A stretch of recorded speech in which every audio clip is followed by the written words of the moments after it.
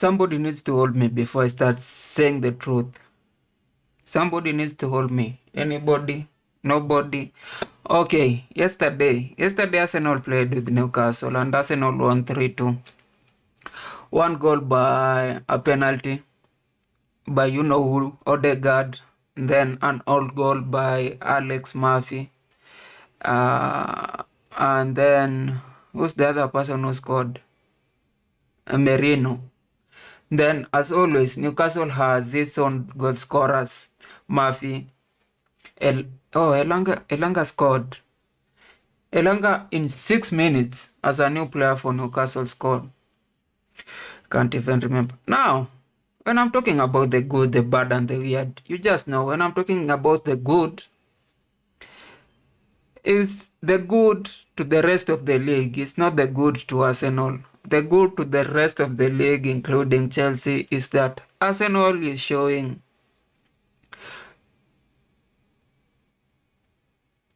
no quality or lack of improvement, or they're doing things wrong. When I'm talking the bad, I mean the bad to the rest of the league, meaning Arsenal is showing some quality, Arsenal is doing well, and both Arsenal and Newcastle. When I'm talking the weird, is just an added. Now, let's go to the good. The good is Zubimendi has been 3 games in, but we are not seeing that quality. We are not seeing the quality. We are not seeing the hype. Like the hype vis-a-vis the performance. This period, there's a huge variance. Like he was so hyped. We thought that it will be another Declan Rice. But how he plays is very different. And you can't say that, no, it's just preseason. 3 games in. 3 games. But we'll have to wait for the next game. But I'm just saying, probably, you just bought an average, ordinary, normal midfielder, notwithstanding the name. The second thing is Havertz is still playing the same way. Like, Arsenal are just the same, how they played last season. Havertz, again, he was so hyped, like he's coming back with, I don't know, the right physicality. He has been training, yes. And I expected somebody who has been training, somebody who wants to improve, somebody who has matured, will still, there will be like a likelihood to see that there should be some difference in how they play, in how he holds the ball, in how he scores. Now, him being there, and then the person scoring is Merino, with the chances that they had, you just see that eventually the person who will be replacing Gyökeres, in case he doesn't score or in case he gets subbed, will still be Merino. Like Merino right now, I've not seen Gyökeres, but for the players that I know, Merino right now should be the striker for Arsenal. But that is not, that's normal. Now, the thing that really was good to see for me, like as a head watcher, like the thing that I saw and I said, now this is giving dividends to me, is Elanga running around Lewis Kelly. Like for last season, especially the last few games in last season, it was like we were seeing a generational left back. We were seeing like somebody who's playing, who has the mind of, Ashley Cole, the grit, the aggressiveness of Cucurella, and then they just, is a baller like Cafu. Like he was like 3-in-1 type of right back. But then yesterday, Elanga was running around him. Like he was just doing errands around him. I'm so sure he was dribbled a couple of times. and Elanga even made the goal.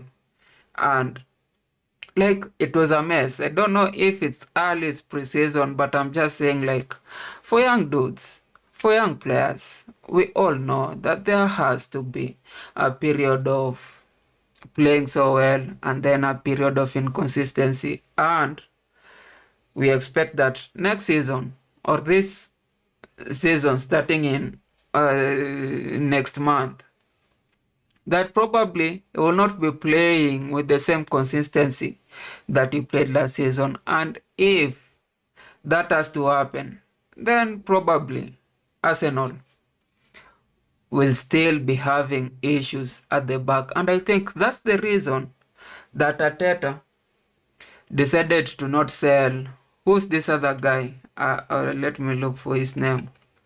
Who's the other guy from Man City? Zinchenko. Yeah, rumors were Zinchenko was looking for a team, and then Arteta decided. No, he talked to him. He was telling him that you still have a chance, and I think it's because Lewis Kelly is showing some weaknesses. Now, let's go to the bad. The bad is that even when Arsenal is playing not so well, because like for a period of time, if they were controlling the game, they will control the game from minute 1 to minute 90. In this case, yesterday, they were not controlling that game over. Like, at certain points, they were controlling, but it wasn't like it was like from minute 1 to 90. At some point, Newcastle, especially from 70th minute, and Declan Rice was there, like Martinelli was there, like everybody, every big person. It wasn't just like it was a new team with the nobodies. It was a team with some of the first players. But Newcastle kept dominating that team for a couple of minutes, like I think 20 or 25 minutes. But they still scored. They still found a way to win. It was a penalty, it was an own goal, but they still found a way to win. And that's dangerous, because if a team is not performing as we like, but they're still scoring, then they might move with the luck, like they might use the luck to win certain games. And then the other thing is that I thought, and this is not for Arsenal, this is for Newcastle. I had ruled out Newcastle, but after seeing the game yesterday, I discovered that as much as they had sold some of the guys, they still have a good team, and they want to buy Sesko.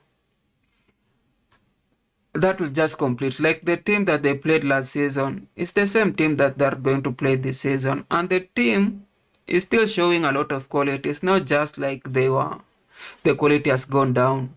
They have bought Elanga, but they still have Jacob Murphy. They still have, their midfield is the same. And in Premier League, you just need a solid midfield to prevent people from scoring and for you to create chances. So if they have Tonali, Guimares, and Willock, and everybody else, then you expect them to do well.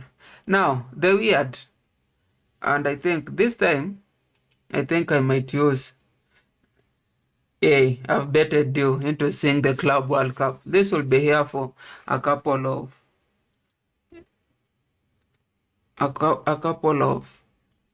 now let's go.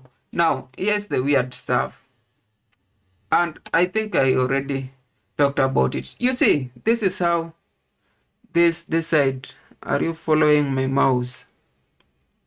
Yeah, this is the period I'm talking about, that Newcastle were holding Arsenal by the balls. They were not leaving them.